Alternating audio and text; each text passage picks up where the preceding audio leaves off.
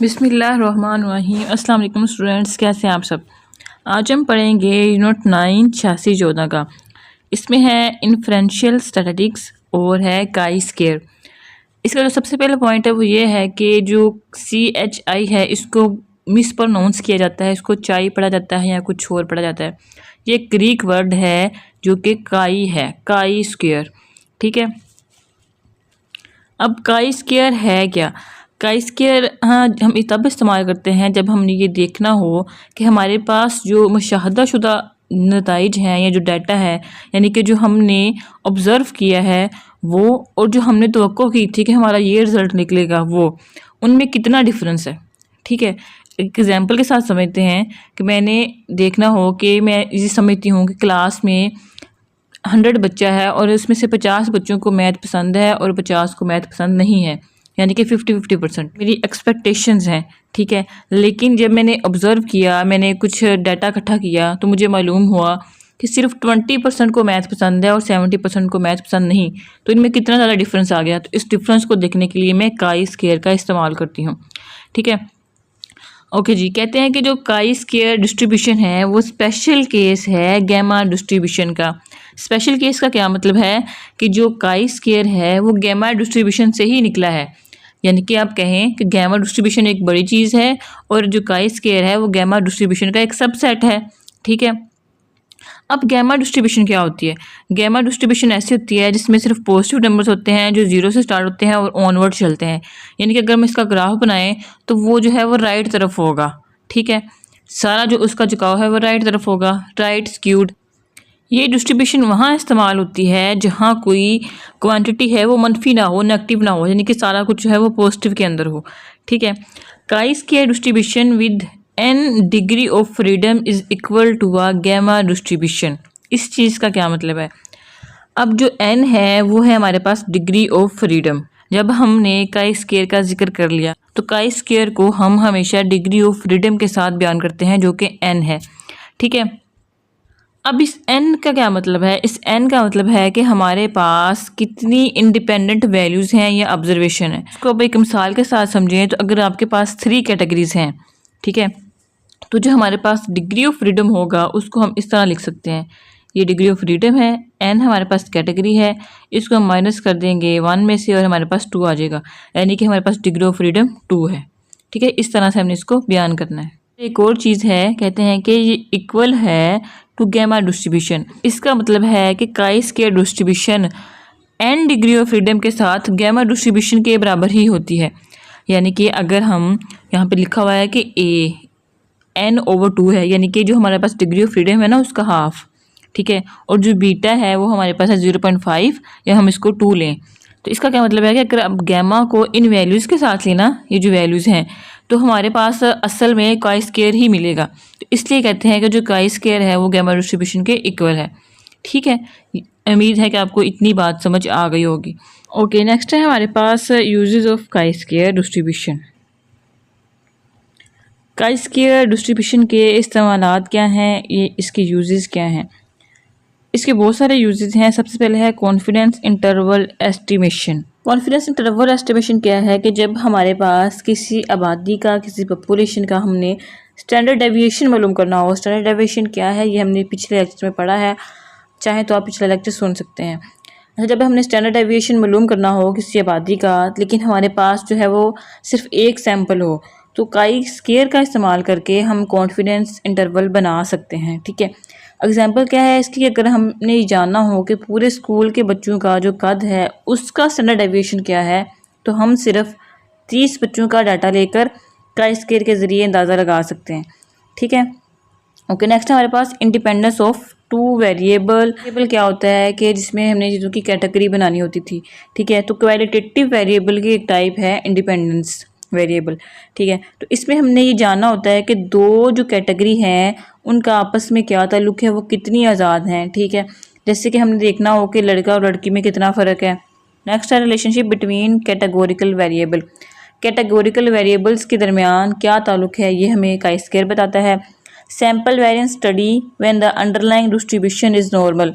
जब हमारे पास जो बुनियादी डिस्ट्रीब्यूशन होती है वो नॉर्मल होती है। नॉर्मल डिस्ट्रीब्यूशन क्या होती है, जो बेल शेप की होती है, जिसके दोनों तरफ जो डाटा है वो इक्वल डिस्ट्रीब्यूट हुआ होता है। अब हमारे पास जो डिस्ट्रीब्यूशन है वो नॉर्मल हो तो जो काई स्क्वायर है वो सैम्पल वेरिएंस को स्टडी करने के लिए इस्तेमाल कर लेता है। ठीक है, test of deviation of difference between expected and observed frequencies. इसका क्या मतलब है कि एक वन वे टेबल में देखा जाता है कि असल जो नतीजे थे, यानी कि जो हमने ऑब्ज़र्व की है चीज़ वो, और जो हमने एक्सपेक्ट किया था उसके जो नतीजे हैं उनमें कितना फ़र्क है। ठीक है, जैसे कि मैंने कहा कि जो क्लास में लड़के और लड़कियां दोनों मौजूद हैं, तो जो एक टीचर है वो कहता है कि लड़के और लड़कियां दोनों जो हैं वो इक्वल नंबर लेंगे, लेकिन वो कोई टेस्ट लेता है और देखता है कि लड़के और लड़कियों के नंबर्स में बहुत ज़्यादा फ़र्क है। तो जो उसने ऑब्ज़र्व किया और जो उसने तवक्को की थी वो उनमें कितना डिफरेंस है, ये हमें काई स्क्वायर बताता है। A chi square test, a goodness of fit test. Chi square के डिफरेंट टेस्ट होते हैं, उनमें एक टेस्ट है गुडनेस ऑफ फिट टेस्ट। ठीक है, इसका इस्तेमाल क्या है, ये हम काई स्क्वायर तब इस्तेमाल करता है जब जो हमारा स्टैटिस्टिकल मॉडल है और जो असल डाटा है वो एक दूसरे से मेल खाते हैं या नहीं, यानी कि एक दूसरे से कितने मुख्तलिफ हैं या मिलते जुलते हैं। ठीक है, ओके जी। नेक्स्ट है हमारे पास what is a chi square statistics. Okay, a test that measure how a model compare to actual observed data। काई स्क्वायर स्टैटिस्टिक्स क्या होता है? ये एक ऐसा टेस्ट है जिसमें हम ये देखते हैं कि जो हमारे पास मॉडल है और जो डाटा है वो एक दूसरे से कितना मेल खाते हैं। ठीक है, a chi square statistics is a single number. जो काई स्क्वायर स्टैटिस्टिक्स है ये एक सिंगल नंबर है, सिंगल वैल्यू है, जो हमें ये बताती है कि जो हमारे पास ऑब्जर्व डाटा है और जो हमने एक्सेप्ट किया था उनके दरमियान कितना डिफरेंस है। यहाँ पे दो डिफरेंट टाइप्स हैं काई स्क्वायर टेस्ट की। एक है chi square goodness of fit test और दूसरा है टेस्ट ऑफ इंडिपेंडेंस। सबसे पहले हमारे पास chi square goodness of fit test है, ये कैटेगोरिकल डाटा के लिए होता है। ठीक है, सबसे पहले ये बात हो गई। गुडनेस ऑफ फिट टेस्ट हमें बताता है कि जो हमारा मॉडल है वो हमारे डाटा को कितने अच्छे तरीके से फिट करता है। ठीक है, गुडनेस ऑफ फिट हाई, इसका क्या मतलब है, अगर जो हमारी एक्सपेक्टेड वैल्यूज़ हैं वो ऑब्जर्व वैल्यू के आसपास होंगी तो उसको हम कह देंगे गुडनेस ऑफ फिट हाई।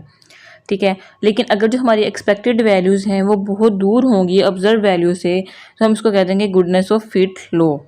ठीक है, काई स्क्वायर को निकालने का ये फार्मूला हमारे पास मौजूद है, ये है एक्स स्क्वायर।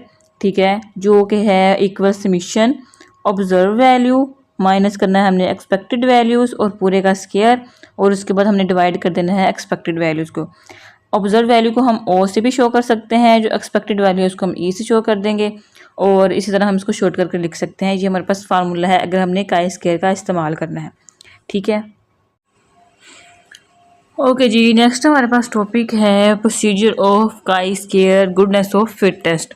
इसका प्रोसीजर क्या होता है? सबसे पहले हमने बनाना होता है हाइपोथेसिस, यानी कि मफरूज़ा आप इस तरह से भी बना सकते हैं कि जो हमारी ऑब्जर्व वैल्यूज़ हैं जो और एक्सपेक्टेड वैल्यूज़ हैं उनमें कोई फ़र्क नहीं, या आप इस तरह से भी रख सकते हैं कि इनमें बहुत ज़्यादा फ़र्क है। चलिए फ़र्ज़ कर लें कि मैंने कहा कि जो मेरी ऑब्जर्व वैल्यू है और जो एक्सपेक्टेड वैल्यू है उसमें कोई फ़र्क नहीं है। ठीक है, नेक्स्ट स्टेप है सेट सिग्निफिकेंस लेवल।